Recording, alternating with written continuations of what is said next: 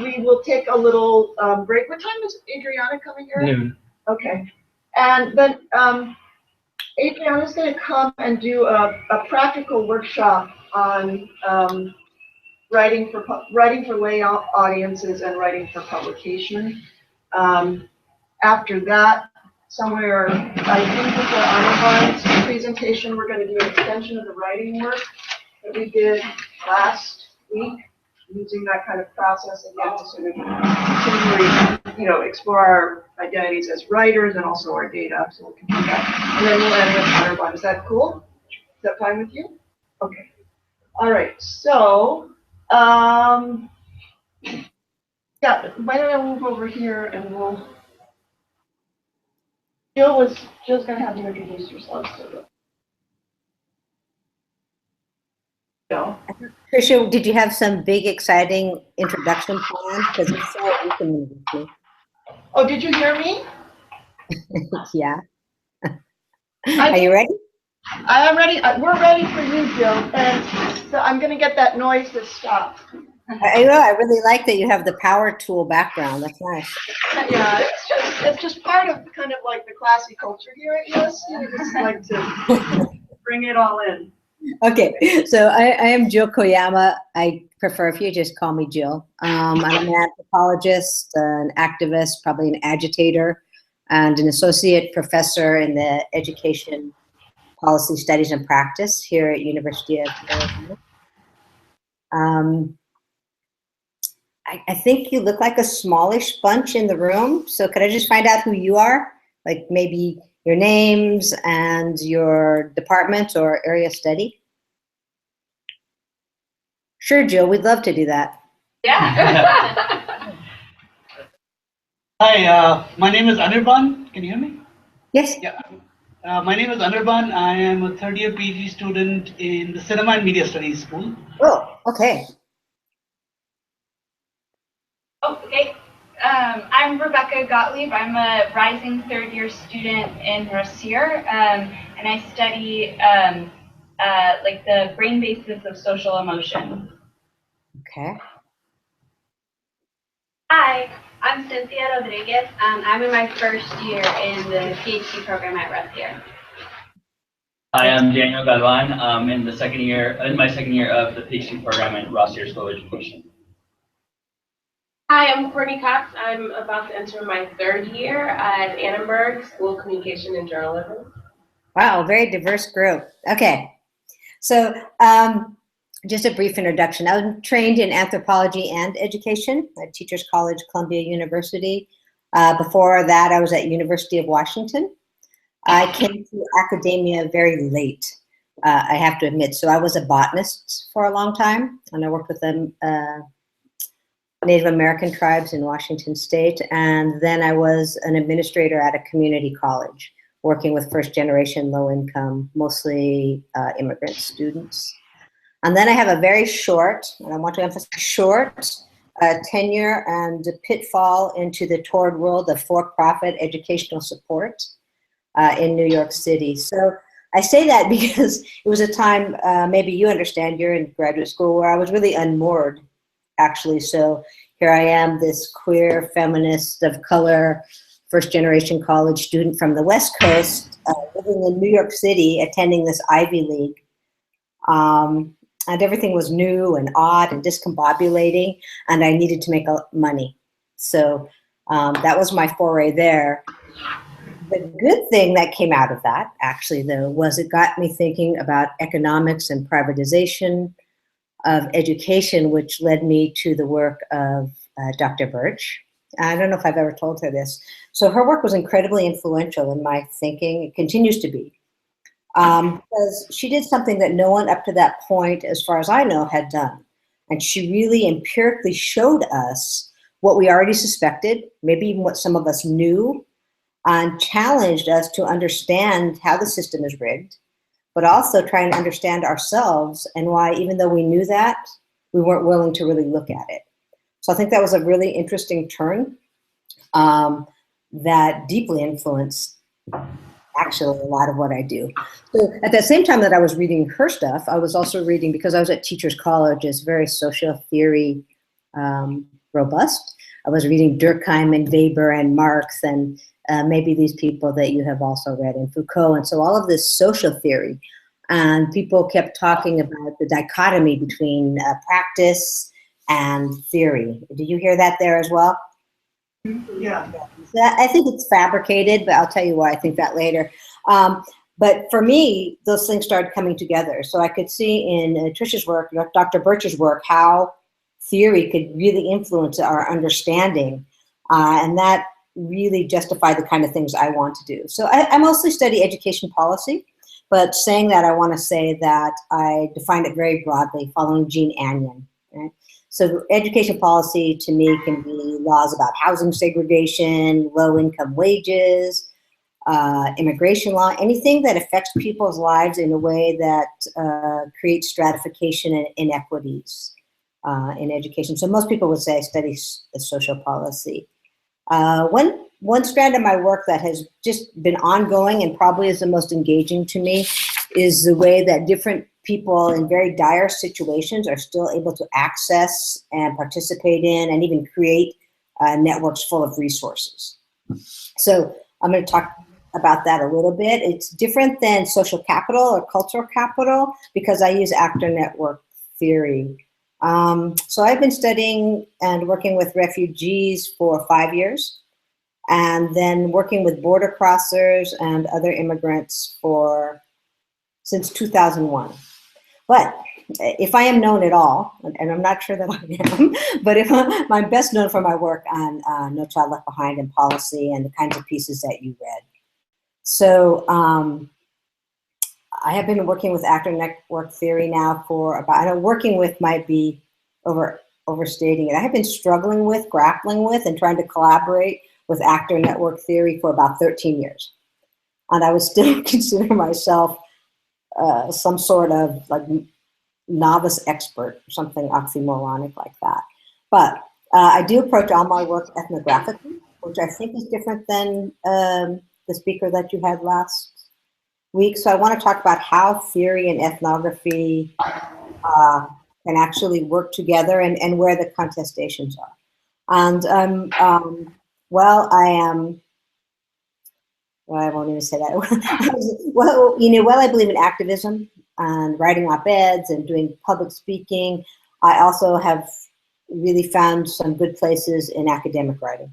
So, and I'm a little old school in that I believe that your question and your curiosity basically drives everything that you study. So I know that some of you are at that point or getting to that point.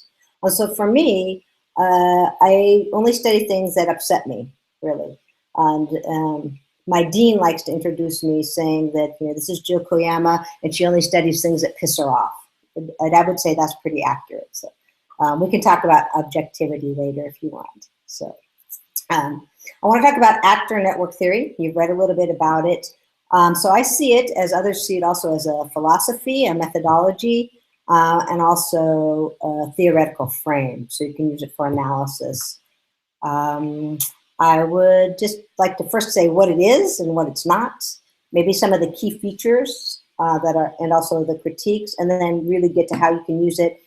And then I'm hoping that you can just ask whatever questions you want. Right?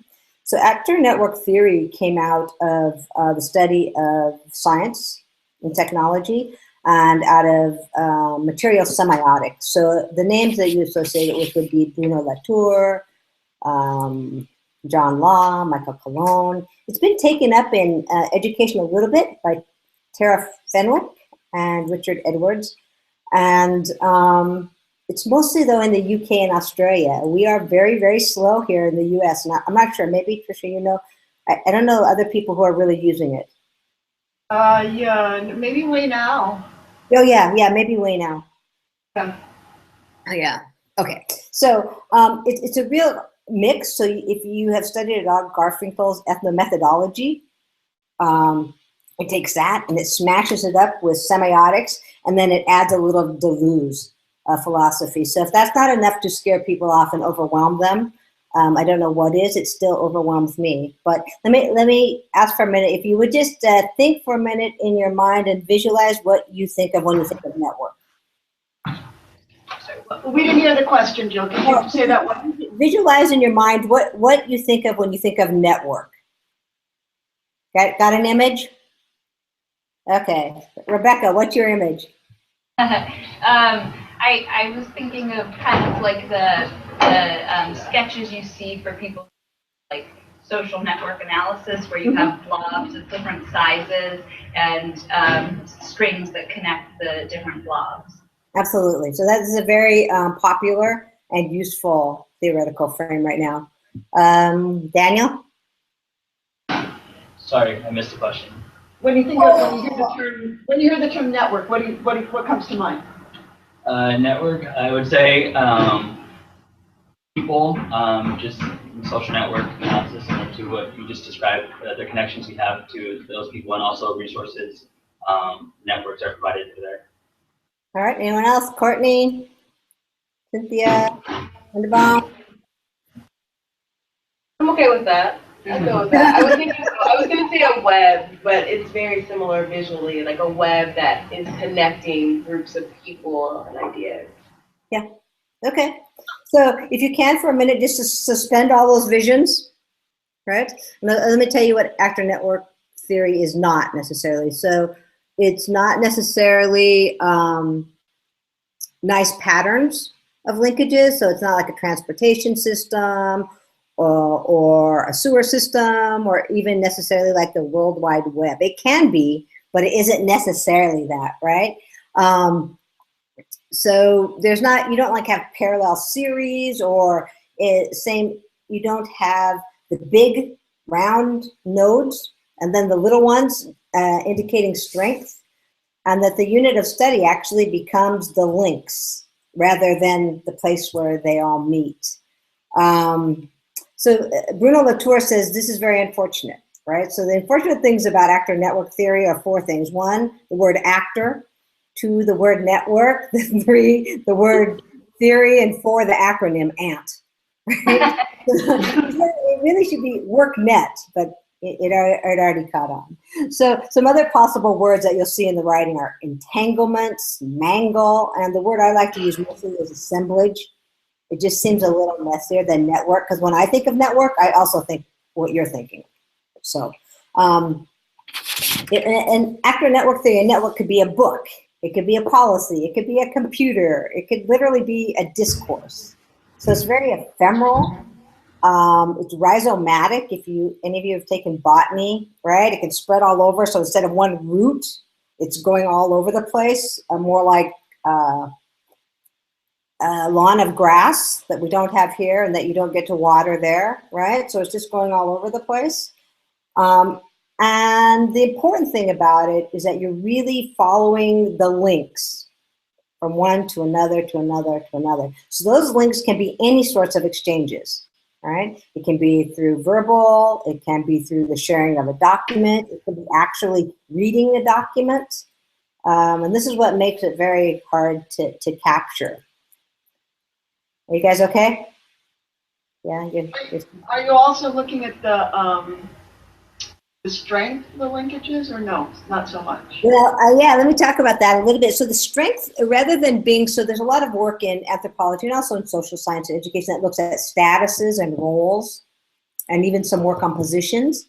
And what ANT does is it takes all of that away, in that strength is only measured by what you can get other people and things in the network to do, right? So it's more about coercion and persuasion. He has a nicer word. He calls it mediating. But it really is, that's where your power comes. So I might be the most powerful person in this company, but unless I can get the delivery person to come at a different time when it will make our schedule better, I don't have a lot of power in that exchange. Make sense? Let me talk about some of the features, and maybe it'll make a little more sense. So one thing in traditional ethnography, we tend to go somewhere. So you perhaps read school ethnographies or even multi-site ethnographies where the context is already set, right? In actor network theory, you don't get to have a priori site. You don't get to choose the context. You don't get to choose the site.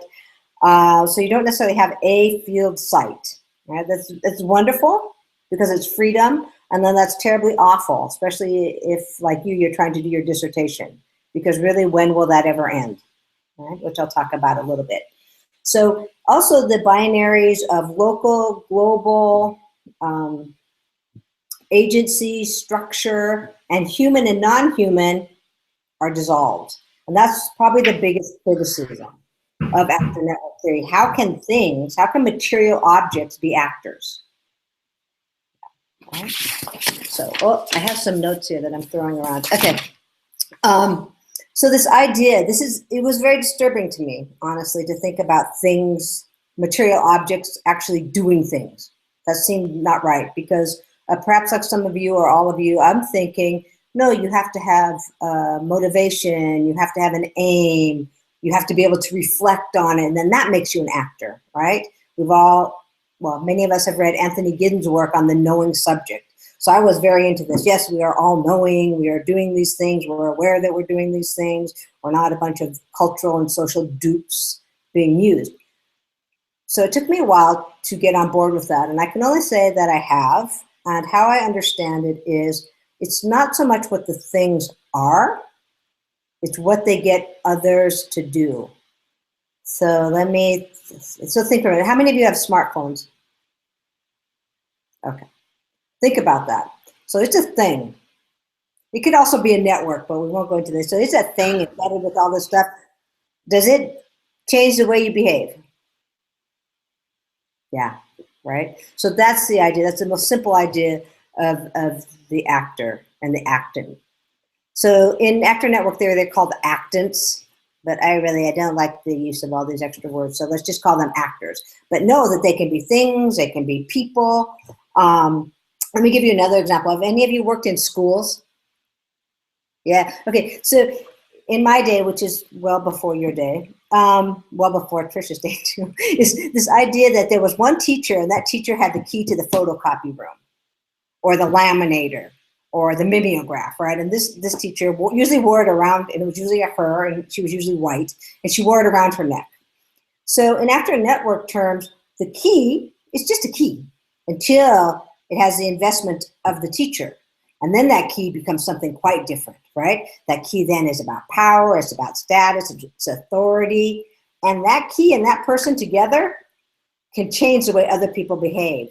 So maybe I'm another teacher in that school, and I know that teacher comes early, like at 6, and I want to get my copies done first, so I will start showing up at 6. You get the idea, right? Okay. Or more likely, maybe you have this too, who has the passwords? The internet passwords, the passwords to the student portals, right? So this is also the way that things work in our lives in actor network theory. And it all works by what is called translation. It's too jargony. I think that's a big turnoff for this theory, actually.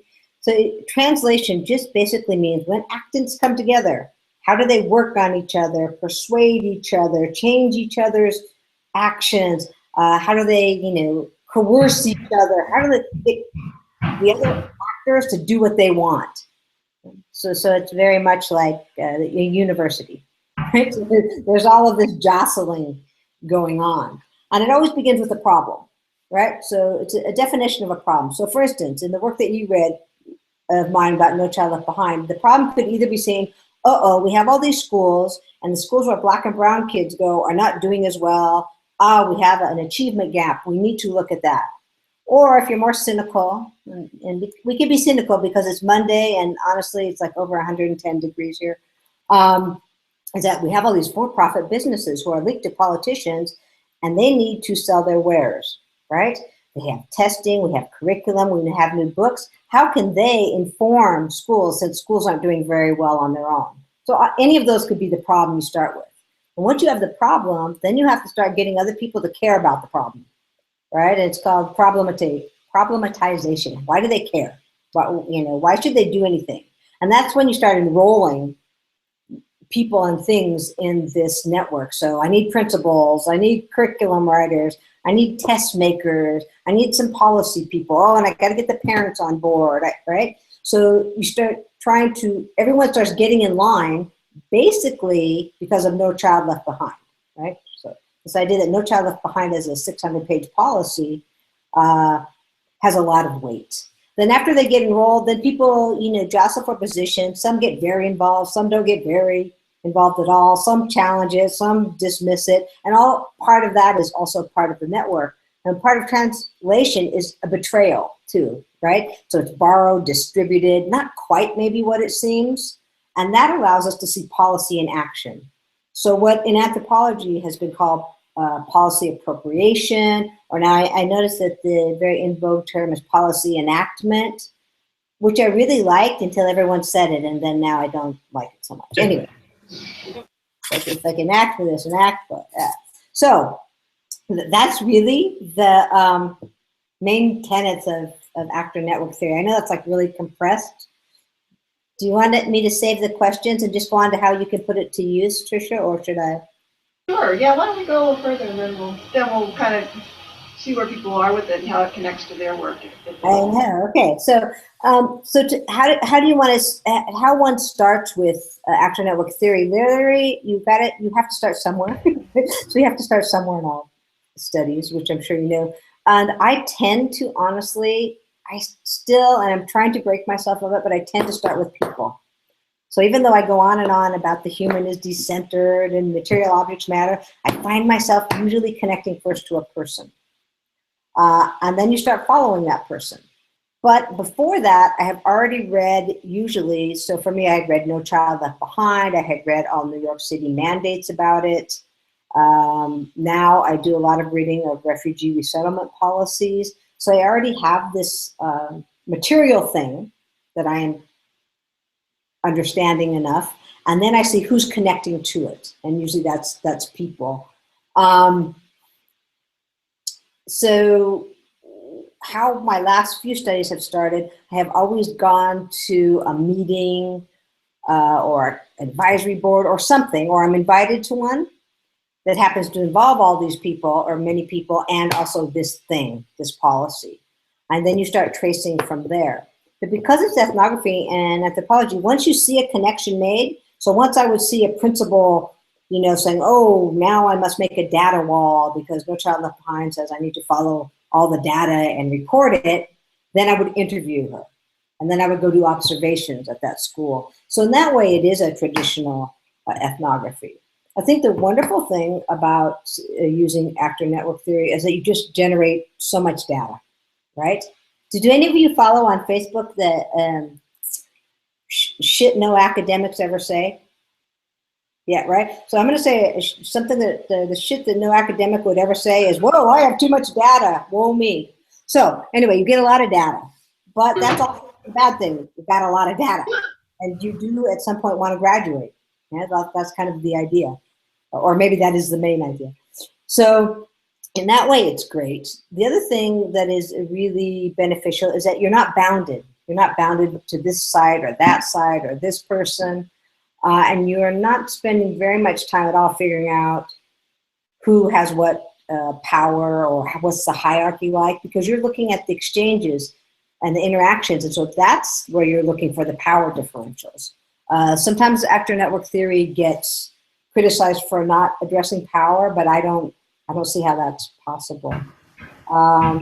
So when you're doing it, you're constantly going back and forth between these people and these things, and then doing observations, collecting material objects, and each one of those things is seen as part of the network. I'll end it. I think then it's easier just to answer your questions or try to. Is that my latest fixation, I guess, is on fact dishes. So this is part of actor network theory. So this is where you have facts. So these things that we will share out there, and that scientists and anthropologists and education researchers will find out, and they're true. And then we have fetishes, right? These things that are completely fabricated and completely overdone, that once we find them or actually create them, then we think it's okay to report them, right? So anthropologists do a lot of that, especially old school colonial thinking anthropologists. You go, you see something, and you describe it by this force called culture, and then it becomes a fact. So Latour talks about how all these things are fabricated, right? And that we need to question them. And in education, I can think a ton of them.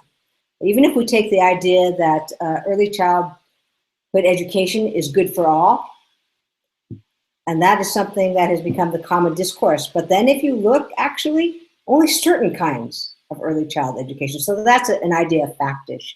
And that's where my current interests are, but they are around refugees and migrants. So, but I know that you've read several pieces of mine now for having a brief meeting with me. You can see how those pieces, I think, when read together, really demonstrate just my working through of it, trying to figure it out, trying to find my voice, trying to figure out my data.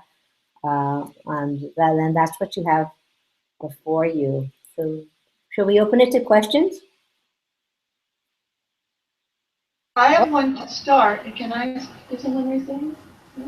I'll just get it rolling a little bit. So I just, couple things. Yeah. Really cool stuff. Here's, seems like a picky question, but I'm trying to kind of understand if there's the method piece of this. Yep. So when you talk about, when you start following that person, reminds me, it's like kind of two things. One, that's a kind of snowball sampling, right? And there are advantages and one would say disadvantages to that. And how do you think about that? That's one question. And the second question is also a kind of, it's a question and a comment. Is that there's a reporter in LA. Who's the main education reporter for the Times? Howard Bloom? Howard Bloom, yeah. And he wrote this piece where he basically followed a district memo. He like followed it, where it went and where it didn't go. And that way sort of wrote a story about bureaucracy, kind of. So is that what you're kind of, are you following the thing and where it travels, if things really act and react? Or are you following the person and its own motivations and actions? Yeah, so I want to give you the anthropologist answer, which you know well, it depends. But Yeah. I want to elaborate. So yes and yes. So this idea of, if we take Bloom's example, right? Here's this thing, but it's an actor. So say I was going to do what, I'm not exactly sure what he did, but say I wanted to do something similar. And I want to know who actually interacts with this document. I would start with the document, but then I would get completely sidetracked. So in that way it is snowballing, because then I would be to the person who's using it. So I would be at the state, and then I would be at the district office, and maybe, I would be bounced over to Janet Napolitano, who I find out actually influenced this memo 10 years ago. And that is the part that is very snowball. What the danger of that, which you've probably talked about in your class, is, well, this is a bit myopic, right? And the snowball, this person knows this person. But because you have these material things, you can have people who otherwise would never, ever know each other, and perhaps don't know each other or talk to each other in this study because they interact in different ways with that document, right? So the person at the district who is actually in charge of typing that document up is part of the network, and that person may not know the bazillion teachers who are actually going to be affected by that document. Does that make sense? Yeah, it does. Yeah. So, but that is also the messiness and the difficult thing, because how do you know when you're done, right?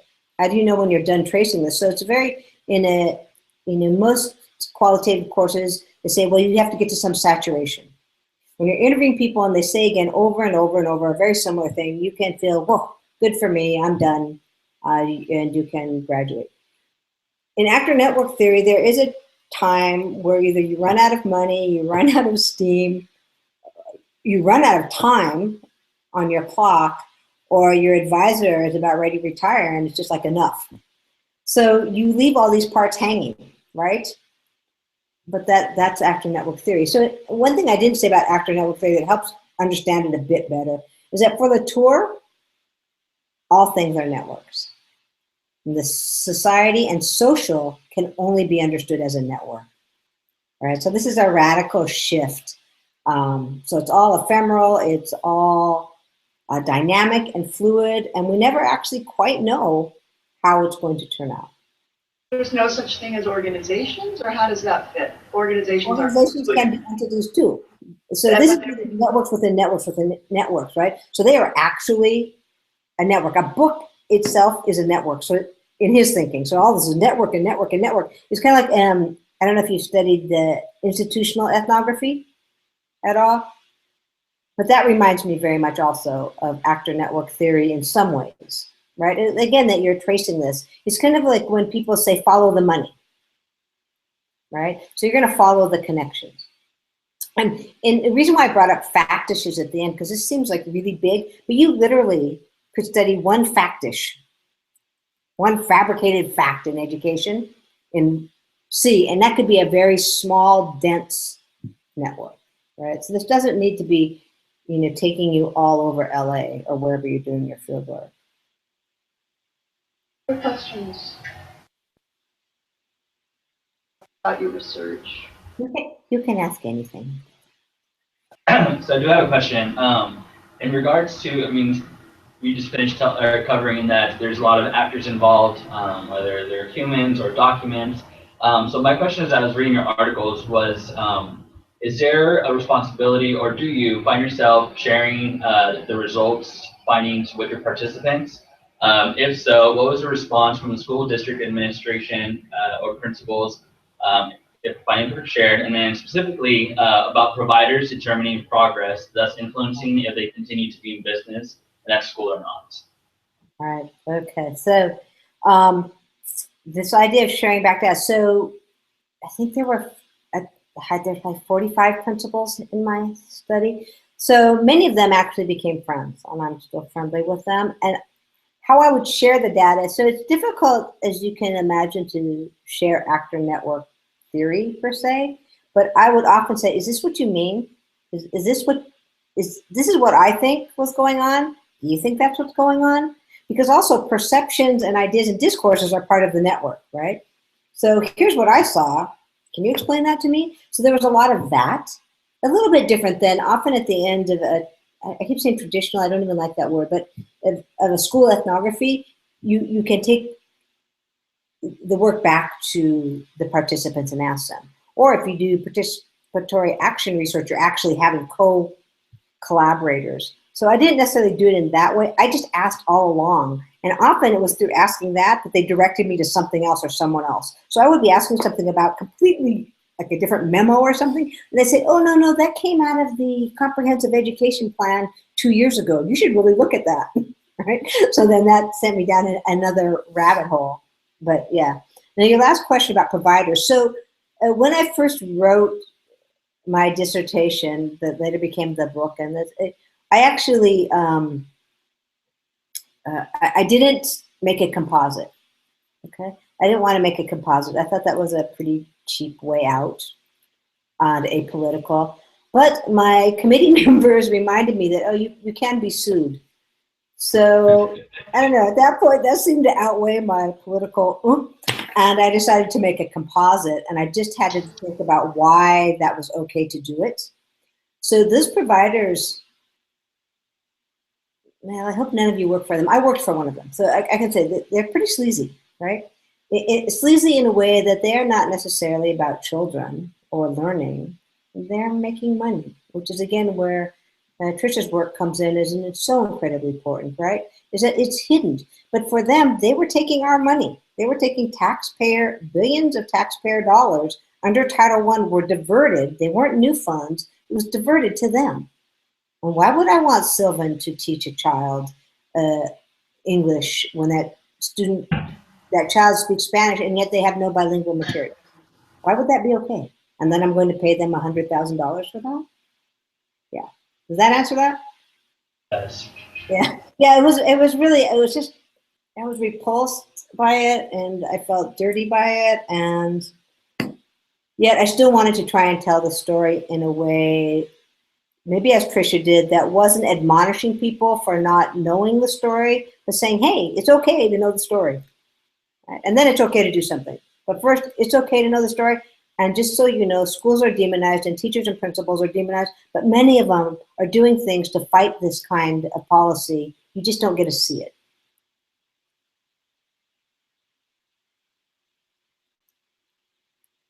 No, go ahead. I have a question.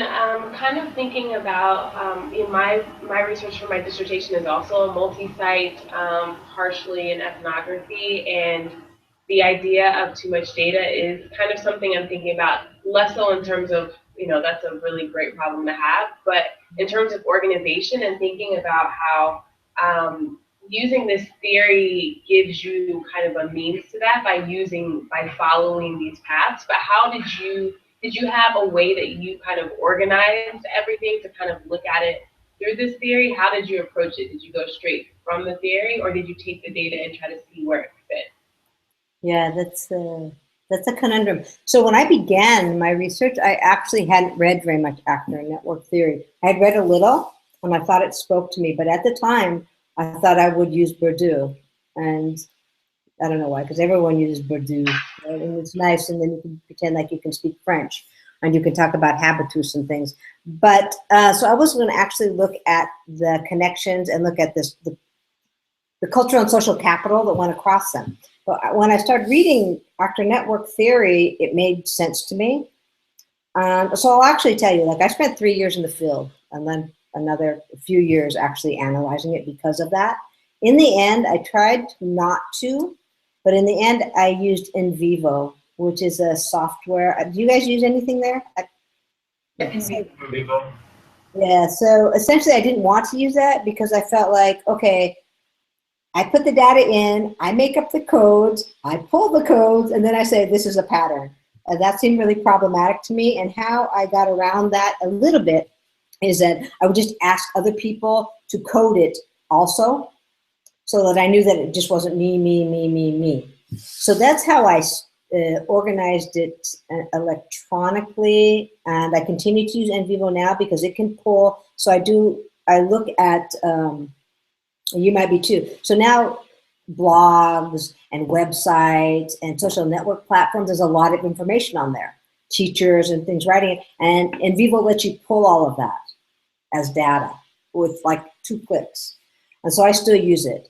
I tried organizing it many different ways. First, I tried doing something that is so anti-ant, if that's even, you can say that. So I tried doing, okay, here's the people, here's the things, here's the ideas, and I separated them out, which made me not at all using ant. And then I said, no, I can't do that. And then I threw them all back together. And then I tried to do it chronologically, which was actually a bigger mess. So then I said, okay, let's just start thinking about it as action. And I started looking at it as action. So how many, and what situations and what exchanges did this principle follow, or these people follow No Child Left Behind exactly? Which ones, resisted it, which ones resisted it publicly? And that helped me, I hope, see a bigger picture. Yeah. I don't know what you're studying. I don't know if that's helpful, but That helps a lot. yeah, I mean, you were doing it in multi-sided, so there is the possibility, and I think that I did this at one point. So I had I think I had 42 schools at one point, and I tried to look at it. So what NVivo allows you to do is you can slice things anyway, as long as you have the right identifiers on them. So I can slice it. What's all the data I have that's associated with PS 10, Public School 10 in Brooklyn? And I could pull all that up. But because Actor Network encourages you to go beyond that, there would always be something missing, right? So I say, oh, that day the assistant principal talked to, oh, that person's not at PS 10. I got to look at that. Yeah. You started to touch on this in your response to Courtney, but I was wondering if you could say a little more about how you got exposed to ANT and how you came to see it as like such an important lens through which to view these problems that that, what was the phrase you said you're Dean says, the phrases that disturb, the problems that disturb you. Mm-hmm.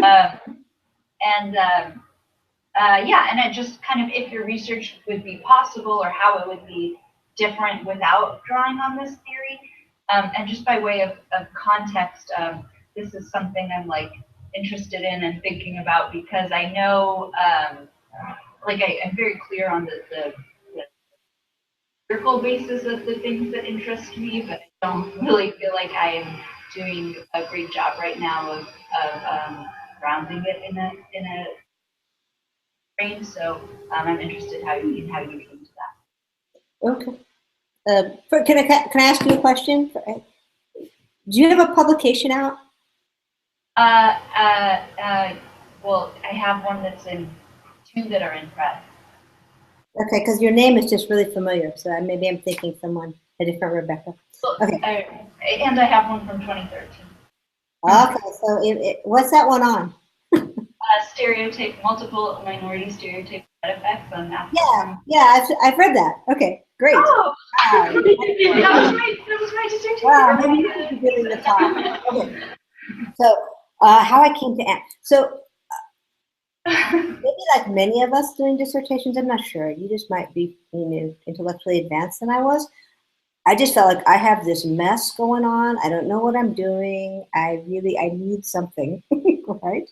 And I don't know, maybe Tricia ever tell you this, like in graduate school, right? Dissertations and doctoral programs, they really just make you doubt everything. And if you don't, then you're, perhaps not very reflective, but you either get fat or you get skinny, you find the Lord or you lose your way, you become a drunk or you start AA. I mean, it's like so discombobulated. And so I was pretty in a mess because I had already started the study and I felt perhaps like you do, like, oh. Like, I know what I'm interested in, I know what I want to do, but I don't feel like I am qualified to be doing this. I need an expert. At the time, Hervé Varenne, who's at Teachers College, was my advisor. And he said, oh, I think you should read this. And I thought, oh, no, not again. And so I started reading some stuff. And then once I started, I couldn't stop, and I had to read everything 3 or 4 times.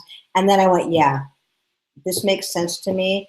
I'm going to try and do this. I didn't know if I actually could do it, and I'm not sure I successfully did it in that study, but so that's how I came to it. It was really a bit of desperation in that, wow, I need it's a framework. I need some guidance, right?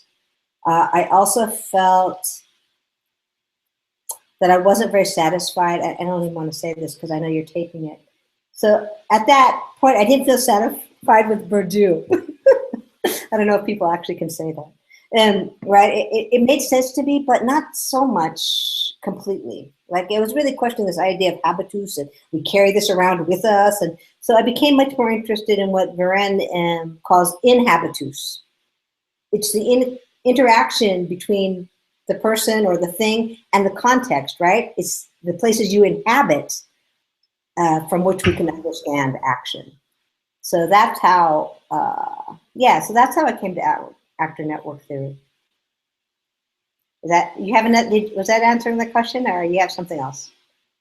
Can I kind of go back inside in the middle? No. Okay. Well, anyway, but so Rebecca, see, sometimes I think Jill's also had this experience. It's like you're reading theory or you're reading some piece that foregrounds theory, and it's not applied to the setting that you're in, but your mind is just, you're excited about it. Your mind is starting to make all of these kind of connections, and you're thinking, wow, this is kind of giving me kind of a container to, say some, to reframe this problem in ways that people haven't talked about it. So that's kind of how you think about it. So I wondered, honestly, when you were reading actor network theory in Jill's piece, not right or wrong, however you read it, did you feel something kind of bubbling in relationship to your study or not? And if not, has there been another theory that has done that for you? Well, I mean, one thing that struck me is you said that you were applying this theory in a domain like where it hadn't been used as much before, and that was the main thing that struck me. I mean, I guess that was kind of embedded in your, sometimes a theory that's. Can I add? So I completely agree with you, Tricia. So when I was in graduate school, every theory I read, I was sure that was the theory.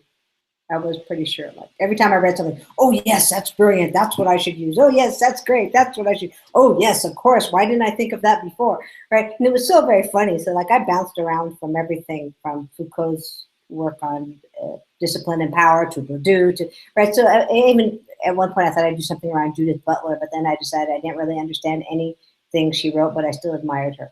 So this idea that I was really a theory shopping is very true. Having said that, we all, when we pick something, we are unpicking everything else, right? As soon as we pick an issue, we have decided not to pick all the other issues. And that is something that we just have to claim. We're not objective, right? You can get subjective objectivity, and that's the best we can do. So even in the choosing of the theory, actor network theory spoke to me in part because I was tired of people in anthropology talking about artifacts, right? So this book is an artifact in the classroom, and I thought, those aren't artifacts. That just seemed weird to me, honestly. That we're talking about these things as if they are just things, right? And that they are passive and things are completely always done to them. And I thought, no, that can't be. So that's why actor network theory spoke to me. I've also used political spectacle by Murray Edelman. The issue with that is, again, we go back to things being props instead of actors. I'm very interested right now in the studies of materiality. And there's a bunch of them actually coming out about materiality and how things matter. Yeah, so that makes sense. And whatever theory you choose, you're always going to think you're wrong. Well, maybe not always. For a long time, you're just going to think you're wrong. And then you're going to publish something else other than the 2013 and the two other pieces you have. And someone's going to go, wow, that's great. And they're going to cite you. And then you're going to feel for a short time like you really got it right. And two other people are going to critique you. And you're going to again go, oh, I think I got that wrong.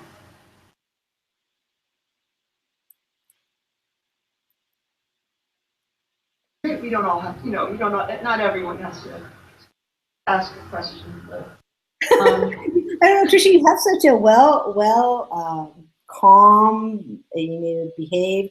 I hate for you now to come to my classroom because it's like borders just on the edge of chaos. Well, yeah, you can. It's just it's 100 and it's hot here. Yeah, I know it's hot. It's summer. I know. It's summer session, and honestly, we have kind of adopted, if I can say, sort of a very chill approach to our work. And really, what everybody's thinking is, will Tricia just, let us go and write this stuff right there? I'm teaching summer too.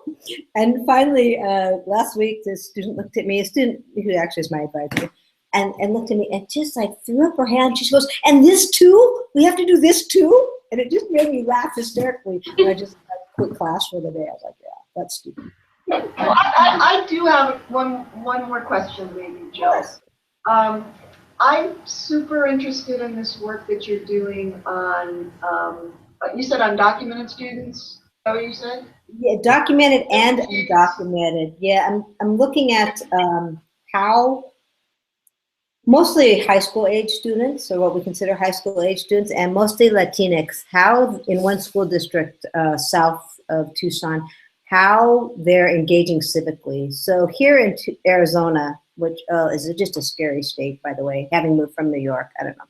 Anyway, how they get this rap of they don't know, they're not civically engaged, they're not involved in politics, and now we are the first state to actually have a required civics examination that they must take in order to pass high school, even though the state doesn't know anything about civics. But so they have to now take the same test that refugees and asylum seekers have to take to become citizens. It's 100 questions and it's memorization, but they have to take it. As part of graduation? Yes, but they only have to get a D. We don't have a high bar here. So, and they can take it as many times as they want. So I don't know, it's like for mastery, and I like that. But so all this discourse is going on, and I'm saying, no, you know what? I've been to a lot of protests. I've been to many DACA, you know, and undocumented demonstrations. I think that they're doing stuff, but I think they're doing it online. So I did a survey of about 1,000 students and said, so what are you doing? And what matters to you, and what devices and platforms are you using? And they're using all kinds of, you know, they're so beyond Facebook, it's not even funny, right? And so that's really what I'm looking like, how this e-praxis or e-citizenship or e-engagement, what are they doing? And wow, isn't that cool? And it has nothing to do with this test. The next step on that is I want to find out, so are they on these platforms with people that they're sitting next to in their classes or in their churches or whatever, or is it transnational? Because we're so close to the border. Does that help a little bit? That's really cool. Yeah, I like that. I like it too. I wish I had more time to do it. That's one thing I'll say. You know, like I used to complain all the time about the dissertation, and maybe you did too. But honestly, since then I've never had that much time to completely devote to one study. So I miss that. Final and is that it for Jim? So yeah. Yeah. Tell Jill about your work. My question's different. Okay. Sorry. So I do have a broad question. So with the passing of Every Student Success Act, replacing the CLB, do you see any differences or similarities to the work that you highlight or that we read of yours? Do you see anything in the policy implementation coming up again? Good question. Yeah, so one thing, you know, I've gone mostly away from the federal policy, but one thing that I'm very interested is this associated with that, and also Common Core, is this opt-out, right?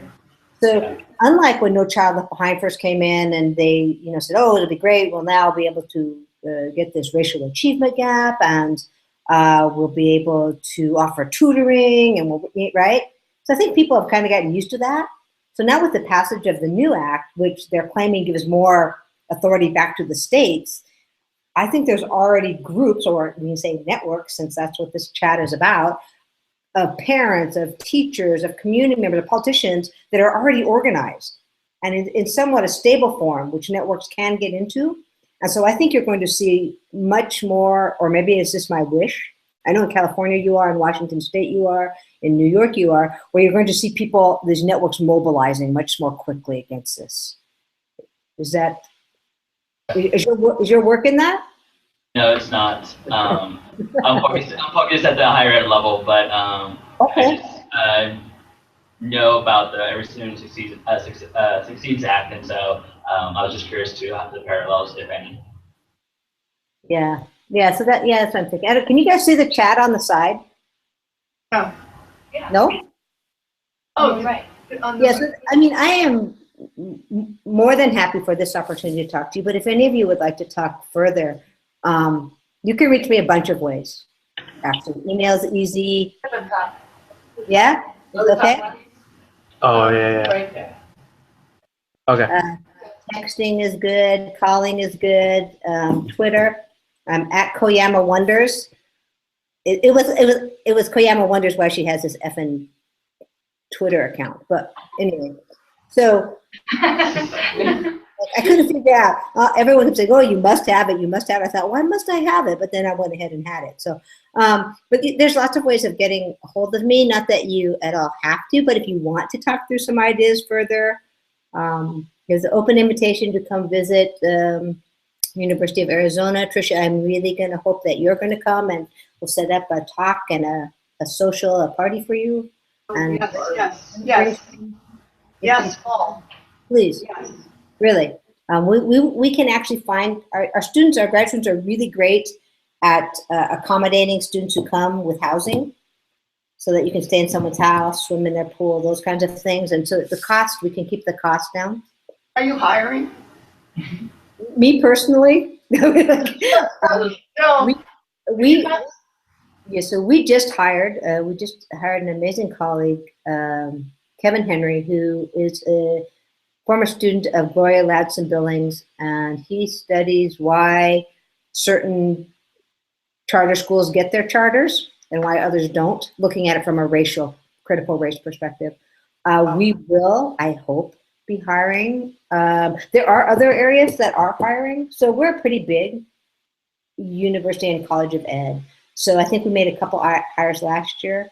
Even though we're in Arizona, it's a very progressive, I don't know if I can even say this very loudly, it's a very progressive university. We have the first accredited program and degree in transgendered studies. And we just did a whole group hired of transgendered queer faculty. So, I mean, I don't know why that is here, that it's this way, but down here, it's like very, very liberal. Okay, not like California or New York, but, you know, considering. So it's been actually a very good place to work. Yeah, it's a good place to work. Why? So I'm hoping that we're going to be hiring. I think they just hired somebody in another department, but I mean, don't count us out. We may be hiring a higher ed person. So Daniel, you might keep us in mind. Hey, so I know you're gonna go teach. So You're clapping because I have to go? Yes. She has to go? Yeah, everyone's clapping because I have to go. No, I really appreciate this. Like, what's better than this? I can actually sit in my own house and talk to really smart people and talk about something I'm excited about.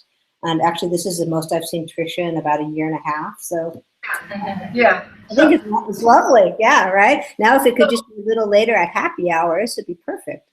yeah. I wish it worked that way. Yeah. It's just super cool. We're going to keep talking about your work, but we also have work that we're doing. So you're going to say? Yeah. Thank you again for your time and for the conversation. And Thank you for the invitation, really. And it was nice to meet you, Eric. And Tricia, I'm going to hold you to coming to Arizona, even if I have to drive over and get you. I'm ready. I'm totally ready. Okay, let's wait till it cools off. Thank you so much, Jill.